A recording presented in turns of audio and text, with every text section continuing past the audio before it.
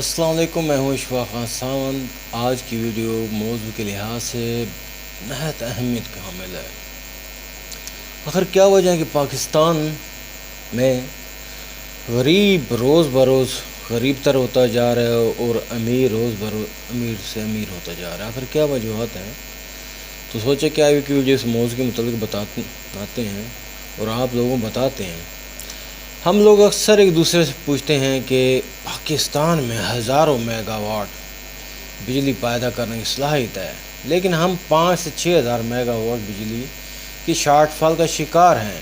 پورے ملک میں load shedding کے خلاف مظاہرے ہو رہے ہیں۔ حکومت بجلی کی پیداوار بڑھانے کے بجائے رینٹل پاور پلانٹس اور دوسرے مواد کی بجلی خریدنے پر زور کیوں دیتی ہے؟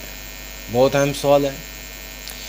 کیوں ہم یہ بھی سوال پوچھتے ہیں ایک دوسرے سے کہ پاکستان میں دنیا کا سب سے بڑا نہری نظام ہے۔ پاکستان کی تقریباً 70% آبادی دیہاتوں میں رہتی ہے۔ پاکستان کا شمار دنیا کے ان 10 اہم ممالک میں ہوتا ہے جس میں چاروں موسم شدت سے آتے ہیں، اور 1.5 گھنٹے کی پرواز کے بعد آپ 50 سینٹی گریڈ سردی سے 50 سینٹی گریڈ گرمی میں داخل ہو جاتے ہیں، جس میں سمندر سے لے کر گلیشیئر تک ہر قسم کی زمین موجود ہے۔ پاکستان وہ واحد ملک ہے ان دنیا کے ان خوش نصیب ممالکوں میں پاکستان شامل ہے جس میں گلیشیئر سے لے کر سمندر اور خشکی تک زمین موجود ہے، لیکن اس کے باوجود ہر سال اس میں گندم کا بحران پیدا ہو جاتا ہے، دودھ کی قلت پیدا ہو جاتی ہے اور چینی کے لیے قطاریں لگ جاتی ہیں۔ آخر کیوں؟ اس کی کیا وجہ ہے؟ یہ وہ سوالات ہیں جو ہر پاکستان کے ذہن میں پیدا ہوتے ہیں، اور اب ہم پاکستانی ایک دوسرے پوچھتے بھی ہیں آخر یہ کیا مسئلہ ہے، ہم لوگ اس چیز کا کیوں شکار ہیں؟ پاکستان کے طول و عرض پر سکولوں، کالجوں، یونیورسٹی کا جال بچھا ہوا ہے۔ لاکھوں کی تعداد میں اساتذہ، لیکچرار اور پروفیسرز موجود ہیں۔ پاکستان میں تعلیم حاصل کرنے کا رجحان بھی ہے، اور ہمارے ڈاکٹروں اور انجینئروں کی دنیا بھر میں مانگ بھی ہے، لیکن اس کے باوجود ہمارا تعلیمی معیار پست کیوں ہے؟ سرکاری اسکولوں کے ساتھ ساتھ پرائیویٹ انگریزی اسکول کھلے ہیں، اور لوگ سرکاری اسکولوں کی بجائے اپنے بچوں کو پرائیویٹ اسکولوں میں تعلیم کیوں دلاتے ہیں؟ پاکستان دنیا کا واحد ایسا ملک ہے جس میں کالجوں، یونیورسٹیوں کے پروفیسروں سے لے کر وزرائے اعلیٰ، وزیر اعظم اور صدر تک کے بچے پرائیویٹ اسکولوں، نجی کالجوں اور غیر ملکی یونیورسٹیوں میں تعلیم حاصل کرتے ہیں۔ کیوں اور کیوں؟ آخر کیا وجہ ہے اس کی؟ یہ سوال بہت اہم ہے اور ہر پاکستانی کے دماغ میں پیدا ہوتے ہیں۔ ہم میں سے اکثر لوگ ایک دوسرے یہ بھی پوچھتے ہیں کہ پاکستان 22 کروڑ لوگوں کا ملک ہے، لیکن اتنی بڑی آبادی ہونے کے باوجود، آخر اتنی زیادہ آبادی ہونے کے باوجود یہ ضروریات زندگی غیر ملک سے درآمد کیوں کرتا ہے، یعنی باہر سے کیوں منگواتا ہے؟ ہم کپڑوں سے لے کر جوتوں تک، فرنیچر سے لے کر کراکری تک اور پنکھے سے لے کر کولر تک دوسرے ملک سے منگواتے ہیں۔ کیوں؟ آخر اس کی وجہ کیا ہے؟ اور پاکستان میں خوفناک قسم کی بے روزگاری کے باوجود پورے ملک میں ایک اچھا قسم کا کاریگر بھی نہیں ہے، اور پاکستان دودھ کی پیداوار میں دنیا میں 5ویں نمبر پر ہے۔ پاکستان میں کوئلے کی سینکڑوں میل لمبی کانیں ہیں۔ پاکستان میں ایسی جڑی بوٹیاں اور ادویاتی پودے اگتے ہیں جو کینسر جیسے امراض کا علاج کر سکتے ہیں۔ ہم میں ایسے باصلاحیت لوگ بھی موجود ہیں جو صرف دیکھ کر، سن کر یا کچی پکی ڈرائنگز پڑھ کر پاکستان کو ایٹمی طاقت بنا سکتے ہیں، اور ایسے سائنسدان بھی ہیں جن کا بنایا ہوا میزائل آج تک ہدف سے 2-3 کلومیٹر بھی دائیں بائیں نہیں ہوا، اور پاکستان فی آمدنی کے لحاظ سے خرید کرنے والا دنیا کا 5واں بڑا ملک ہے، اور یہ ہاکی میں 4 مرتبہ، کرکٹ میں 1 مرتبہ ورلڈ چیمپئن بھی رہ چکا ہے۔ جس کے کھلاڑیوں کو آج بھی دنیا بھر میں قدر کی نگاہ سے دیکھا جاتا ہے، لیکن پھر بھی وہ پاکستان پسماندہ کیوں ہے؟ اس کے غریب آخر غریب تر کیوں ہوتے جا رہے ہیں اور امیر امیر تر کیوں ہوتے جا رہے ہیں؟ یہ وہ سوال ہیں جو ہر پاکستان کے ہر پڑھے لکھے شخص کے ذہن میں دماغ میں اٹھتے ہیں، اور وہ حیرت سے ایک دوسری طرف دیکھتا ہے، لیکن اسے کوئی جواب نہیں ملتا۔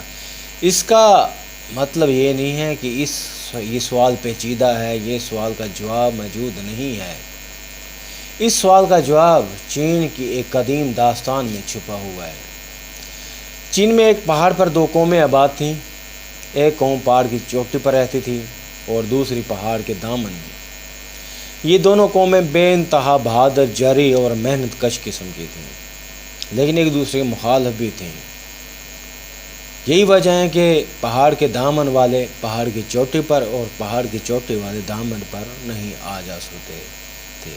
جو ان قوانین کی خلاف ورزی کرتا اس کے خلاف سخت سزائیں تھیں۔ ایک رات پہاڑ سے 10-15 لوگ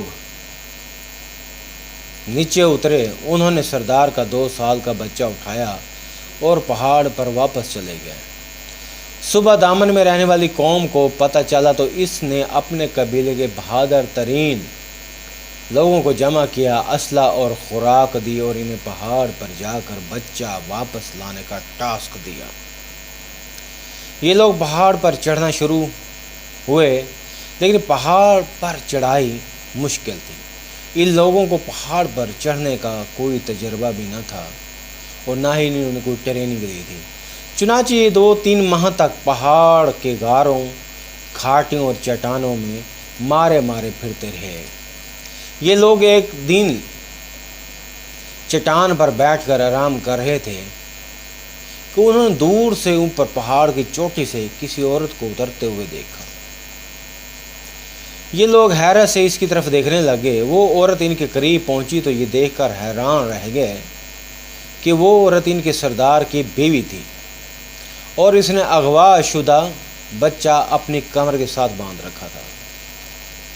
ان لوگوں نے حیرت سے سردار کی بیوی سے پوچھا، ہم قبیلے کے بہادر اور مضبوط ترین لوگ ہیں، لیکن ہم 3 ماہ کی کوشش کے باوجود پہاڑ پر نہیں چڑھ سکے۔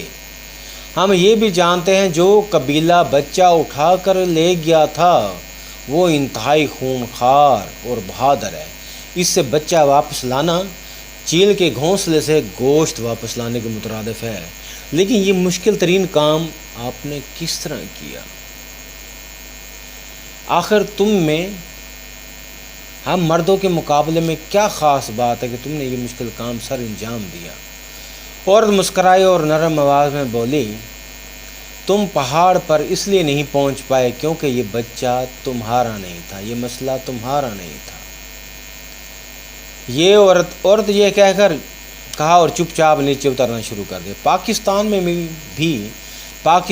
میں بھی بجلی سے لے کر چینی تک کے مسائل اس لیے حل نہیں ہو پا رہے کیونکہ یہ ہمارے حکمرانوں کے مسئلے نہیں ہیں اور نہ ہی ان کے بچے ہیں۔ بجلی ہمارے حکمران کلاس کا مسئلہ نہیں ہے۔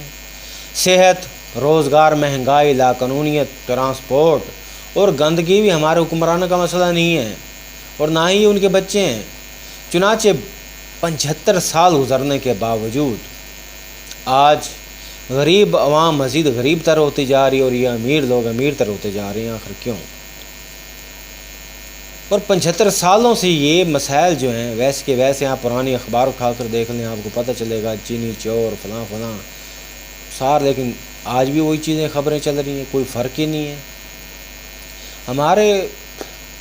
میں دعوے سے کہتا ہوں اگر آج اعلیٰ بیوروکریسی، حکومتی عہدیدار، اپوزیشن سمیت تمام سیاستدانوں اور تمام لوگ جن کی آمدن 5 لاکھ روپے ماہانہ سے زیادہ ان کی بجلی کاٹ دی جائے تو بجلی کا مسئلہ 1 مہینے میں حل ہو جائے گا۔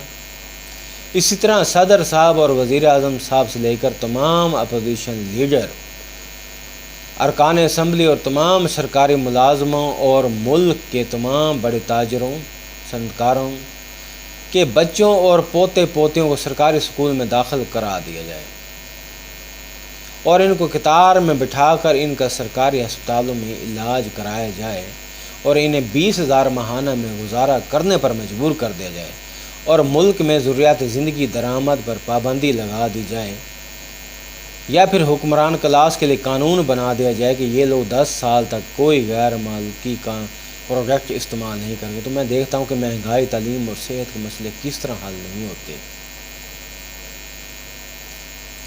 صرف وجہ ایک ہی ہے کہ بے روزگاری، مہنگائی، یہ سب چیزیں اور لاقانونیت، مہنگائی، لوڈ شیڈنگ، یہ سب مسئلے غریب عوام کے ہیں، امیروں کے مسئلے نہیں ہیں۔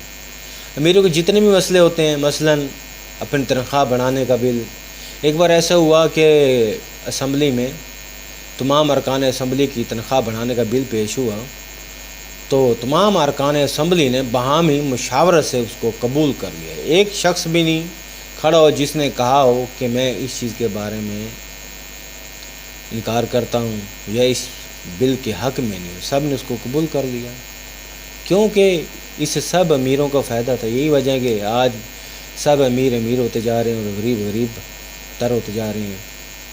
امیروں کے جو مسائل ہوتے ہیں وہ فوراً چٹکی بجاتے حل کر لیتے ہیں، اور غریبوں کے مسائل کو ایسا لٹکایا جاتا ہے۔ آپ 4 صوبوں 5 صوبوں میں دیکھ سکتے ہیں، سیلاب آتا ہے، غریبوں کے گھر ڈوبتے ہیں، امیروں کے گھر تو پھر بھی ایسے کے ایسے ہیں، ان کو مسئلہ ہی نہیں ہے، کوئی صرف توجہ ہی نہیں دیتا کہ یار ہم ڈیم بنا لیں، کوئی سیٹنگ کر لیں، ایسا کچھ بھی نہیں ہوتا، کیونکہ ان حکمران طبقے کو پتہ ہے کہ بھائی اسلام میں لوگ ڈوبیں گے، مریں گے، غیر ملک سے امداد آئے گی تو ہمارے سسٹم چلیں گے، NGOs کا سسٹم چلے گا، سب لوگ مل جل کے کھائیں گے۔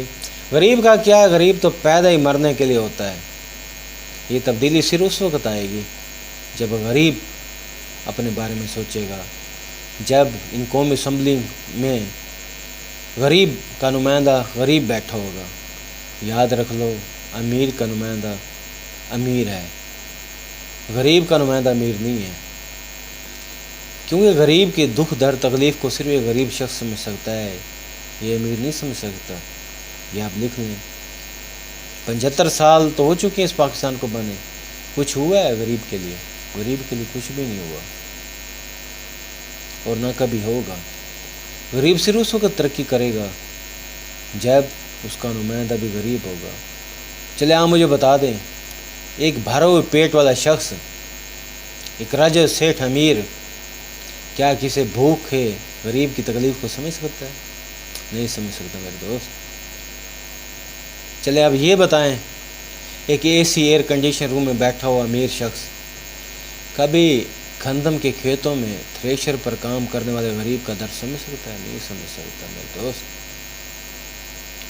ترقی نہیں ہو سکتی۔